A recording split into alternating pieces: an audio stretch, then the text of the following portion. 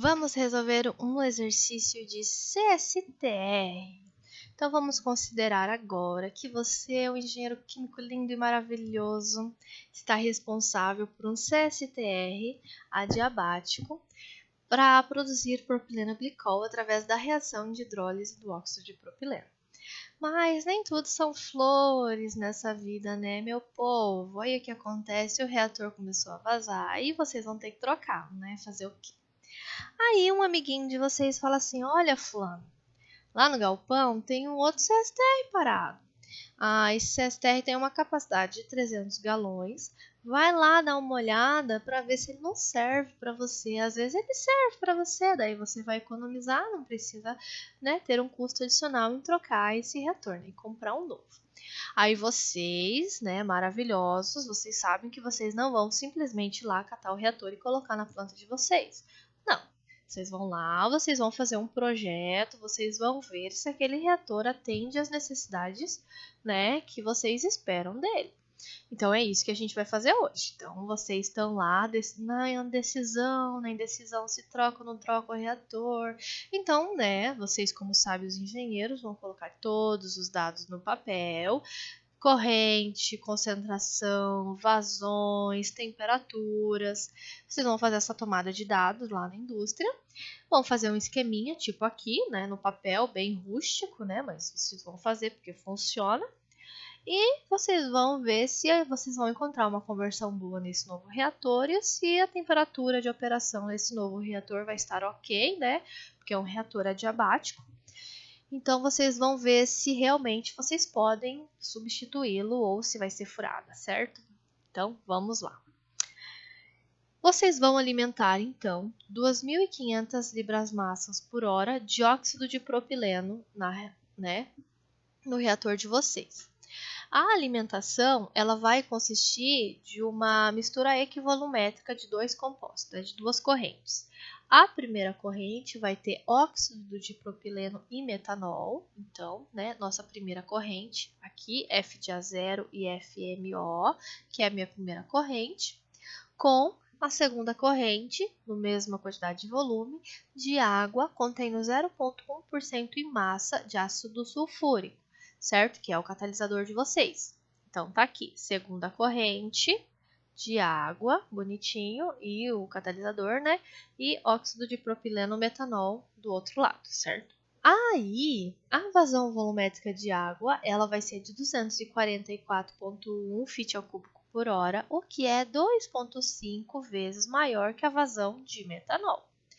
As vazões molares, então, do metanol e da água são 61 e 802 libramols por hora, respectivamente. E o que vai acontecer? Quando vocês misturarem a água e o óxido de propileno e metanol, ou seja, quando vocês misturarem a corrente 1 e 2, nós vamos observar uma contração de volume da mistura de aproximadamente 3%, mas nós vamos desprezar essa contração nos nossos cálculos, ok? Ok. A temperatura de ambas as correntes de alimentação são 58 Fahrenheit, 58 aqui, tanto da 1 como da 2, mas assim que elas se misturam antes, né, de entrar no meu reator, nós vamos ter então uma alteração de temperatura para 75 Fahrenheit, né? Ou seja, nós vamos ter um aumento imediato de 17 Fahrenheit devido ao calor de mistura, né? Ou seja, nós temos o quê? Nós temos uma alteração, uma variação de temperatura, então nós não podemos considerar que o nosso CSTR ele está perfeitamente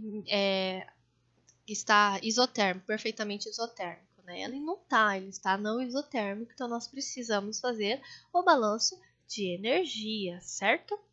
Então aqui nós temos nosso sistema. Eu sei que pela revisão de literatura que vocês fizeram, né, vocês foram para o laboratório, tiraram a ordem da reação, que nem, né, vocês fizeram no semestre passado, e vocês determinaram que ele vai ser de primeira ordem com relação ao óxido de propileno e aparentemente ordem zero em excesso de água, já que a água está em uma proporção muito maior no sistema de vocês. E vocês, quando foram lá fazer análise de dados no laboratório, no reator bateladinha, bonitinho, vocês determinaram o valor da constante específica, né? A equação da constante específica da reação variando com a temperatura. Foram lá e acharam as ordens das reações. Mas o que acontece? Vocês têm uma restrição muito grande no processo de vocês, que é vocês não podem ultrapassar 125 Fahrenheit, porque esse é o ponto de ebulição do óxido de propileno. Então, para que vocês possam substituir para o próximo reator, para o outro reator, vocês têm que garantir que a temperatura fique abaixo de 125 Fahrenheit. É isso que nós vamos calcular, vai ser a temperatura para a gente ver se a gente pode utilizar ou não esse reator. E se a gente puder substituir, qual vai ser a conversão do etileno do óxido glicol? Qual vai ser a conversão, certo? Vamos lá. Primeira coisa, sempre iniciamos com o balanço molar, então vocês vão fazer, né, todas as considerações lá partindo do balanço molar geral e vocês vão chegar na equação do reator CSTR. Então, volume é igual a F de A0x sobre menos RA, certo? Lei de velocidade. Então, a gente sabe que ele nos forneceu que menos RA é igual a KC de A, certo? Uma reação de primeira ordem para A e em excesso para B, certo? Então, menos RA é igual a KC de A. Eu sei pela estequiometria, pela tabela estequiométrica, que C de A é igual a C de A0 ou menos X. Lindo e maravilhoso, certo, galera? Sei também, né, aqui eu tenho C de A e aqui eu tenho F de A, então eu sei que a relação entre um e o outro vai ser F de A0, V0, C de A0. Então, o que nós vamos fazer, pessoas lindas? Nós vamos substituir o menos RA aqui dentro, o C de A aqui dentro, certo? E fazer as relações, né, entre F de A0 e C0, para que vocês possam cortar todo mundo. Eu sugiro que vocês deixem todo mundo em C de A0 e daí o C de A0 ele vai se anular, né? Vai se anular bonitinho e nós vamos chegar nessa equação, que volume é igual a V0 x K1 menos x. Chegamos nessa equação. Mas eu sei o quê? Que o meu tal é igual V sobre V0. Não sei disso? Sei disso. Então, eu vou passar esse V0, que está aqui a minha vazão volumétrica, para o outro lado. V sobre V0 vai virar tal. O que eu vou fazer? Eu vou escrever a minha equação, mais ou menos como nós fizemos lá em Dunn-Kohler. Lembra? Quando nós rearranjamos e fizemos em Dunn-Kohler? Lá em Dunn-Kohler, nós chegamos que a conversão é igual o K vezes o tal, 1 mais K tal, sendo K vezes o tal o Dunn-Kohler, lembra? Como eu estou fazendo um balanço molar, eu vou chamar esse X de XBM, do balanço molar, certo? Eu sei quem é esse meu K? Eu sei quem é esse meu Kzinho aqui? Sei. Esse meu K, ele varia com a temperatura através da equação de Arrhenius. Então, vamos colocar aqui. Então, tal vai ser A exponencial de menos E sobre RT, 1 mais tal vezes A exponencial de menos E sobre RT. Então, eu estou explicitando a equação da minha conversão, que veio a partir do meu balanço molar. Lindo e maravilhoso. Agora, o que nós vamos fazer? Nós vamos escrever a equação do balanço de energia, certo? Então, vamos fazer por a equação do balanço de energia. Nós podemos pegar aquela equação do X do balanço de energia, já considerar que ele é adiabático e que ele não tem calor, e nós vamos então encontrar o X do balanço de energia. Vamos lá? Balanço de energia. Eu vou escrever a equação aqui. Equaçãozinha do balanço de energia, adiabático, então não tem, né, a troca de calor, não tem o trabalho. Então, vai sobrar esse termo aqui e esse termo aqui. F de A0 com F de A0 eu já vou cortar porque tem F de A0 dos dois lados da minha equação. Eu vou fazer o quê? Eu vou isolar. Nossa, aqui está escrito isolando, tá? Isolando o X e eu vou chamar esse X do balanço de energia. Então, eu vou chamar de XBE, tá? Isolando esse X que está aqui, como vai ficar a minha equação? O meu X do balanço de energia vai ficar Então, aqui eu tenho mais uma equação que vai me relacionar conversão e temperatura pelo balanço de energia e também a minha equação do balanço de massa que relaciona conversão e temperatura. Maravilhoso, temos as minhas duas equações. Agora, o que vocês vão fazer?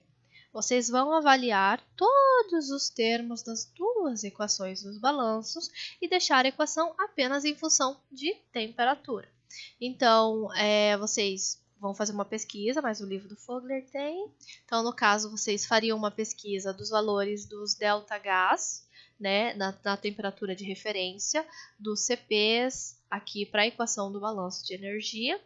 Para a equação do balanço de massa, vocês iam, né, colocar o E, o E, o R aqui, o valor do tal. Então, vocês vão reescrever as duas equações em função agora, vão deixar em função agora apenas a temperatura, que é o que vocês não conhecem. E as equações ficarão assim, pessoal. Desculpem a letra, né, mas fica mais ou menos isso. Então, vocês vão substituir todos os parâmetros constantes e vocês vão deixar a equação da conversão do balanço de energia e a conversão do balanço molar apenas em função da temperatura. Se atentem que a temperatura aqui, para os valores que eu utilizei, estão em Rankine, tá? Depois vocês transformem para Fahrenheit novamente.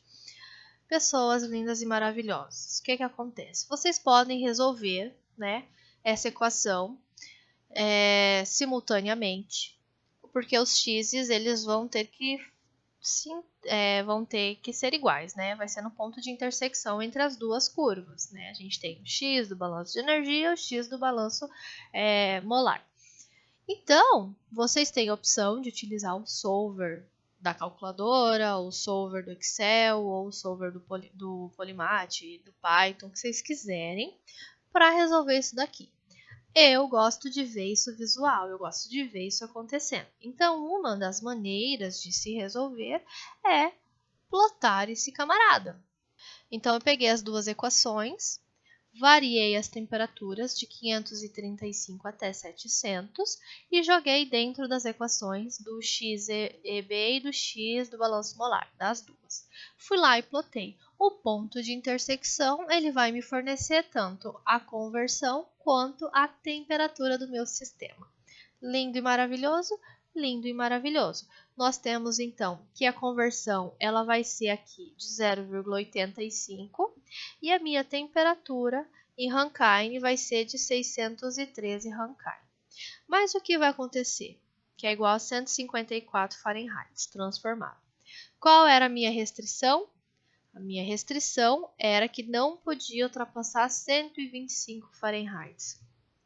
Ó, tristeza. Então, significa que vocês não podem utilizar o CSTR substituto que tem lá no galpão de vocês e vocês vão ter que fazer um novo dimensionamento para vocês comprarem um novo reator, enfim, ou esperarem o primeiro reator ficar pronto, né, parar de vazar e ir para manutenção, para vocês poderem utilizar, certo? Ficamos por aqui, pessoal. Muito obrigada e bye bye.